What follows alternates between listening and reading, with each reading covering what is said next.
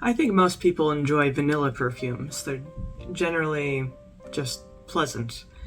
And there's different types of vanilla. Sometimes there's very sweet, sugary versions of vanilla, and then others are more kind of bourbon, vanilla, more, less sweet.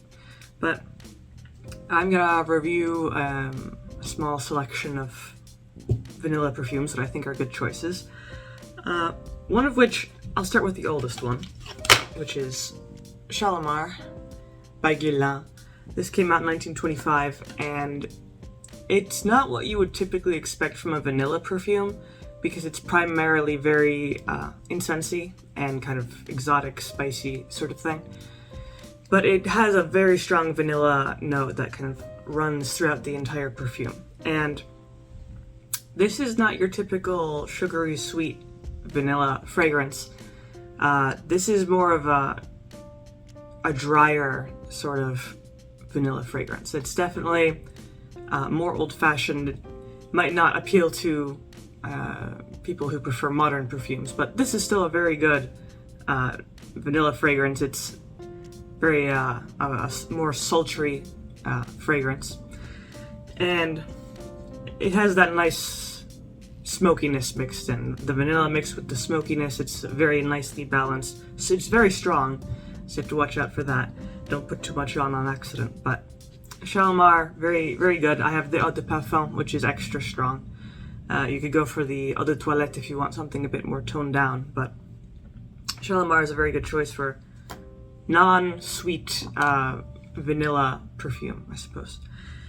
Now, if you're looking for more modern, more typical sweet vanilla, then let's see, C by Giorgio Armani is a very good choice, along with Black Opium by Yves Saint Laurent.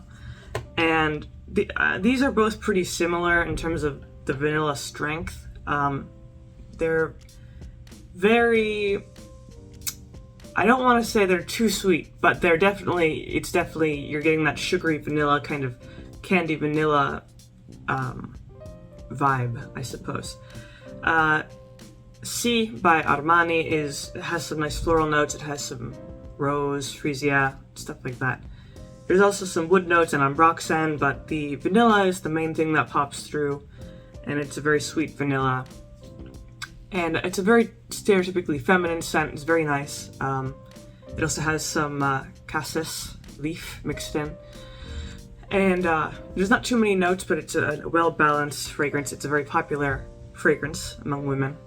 And Black Opium is more intense. Black Opium is, like I said, kind of the same level of strength for the vanilla.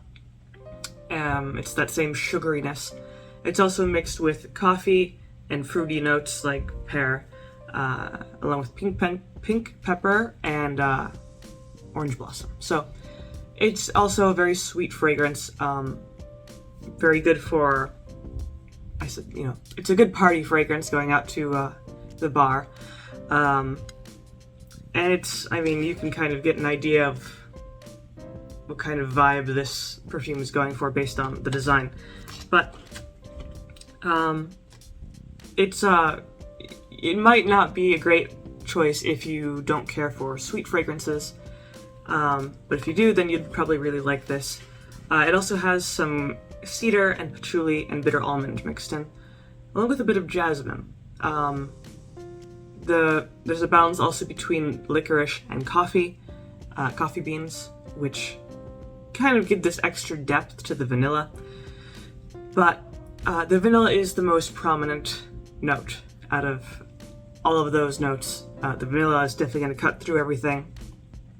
And it's a pretty strong fragrance. You could easily put too much on and it's too strong. So you're going to have to experiment probably a little bit to see, which is the best balance for you so you don't fumigate those around you. And other than that, it is a very good, very typical vanilla forward fragrance. You can't go wrong with it if you like vanilla. So those two are really good. And then if you're don't really care if you don't mind going into the men's side of things, there's also Versace Eros, which I would say, because of its unique sweetness, it's a really good unisex scent. You can see some of the notes on the inside here. The vanilla, you don't get it right away. When you first put it on, you'll get notes of mint, lemon, and some herbal notes. But only after a few minutes, maybe 30 minutes to an hour, the vanilla really, it just appears out of nowhere. And it's this really nice, it's sweet, but it's not sweet in the same sugary way as Black Opium or C. It's more toned down, more of a warmer vanilla, and which I quite like. It blends really well with the fresher notes that it has, so it kind of blends with those mint and lemon notes, and you know, softens them, so the whole fragrance is really well-rounded. Very, just a very pleasant fragrance. It's also mixed with some base notes of oak moss and cedar, which also warms up the vanilla. So that's also a very kind of sophisticated, very elegant fragrance. And you definitely, the vanilla won't show up at first, but it will be very powerful later on. So last one here is Coco by Chanel. This is a bit more delicate on the vanilla note compared to these other ones. It's similar to Shalimar in that it's more of a powerful fragrance, not too sweet, more spicy. There's lots of spice notes in there. And it was very popular in the 80s, that's when it came out. The vanilla note is mixed with some wood notes, some musk, and then lots of spices. And this is a good option if you're not a big fan of the super sugary vanilla fragrances. You want something more bassy and toned down and spicy. So this is also a heavier fragrance similar to Shalimar. So maybe not great for hot weather, maybe better for, you know, autumn or winter. But it's a well-rounded fragrance also. So I mean, even though it is heavy, it's still balanced. So it's not gonna protrude one way or the other too much. So those are pretty much the main choices that I have at the moment for vanilla perfumes. Especially, you know, I quite enjoy most of these, especially Shalimar, Coco, and Versace Eros. So if you have any recommendations for vanilla perfumes that you enjoy, you can leave those down in the comments below. If you liked the video, leave a like, maybe subscribe, and I make videos throughout the week, so stick around for those.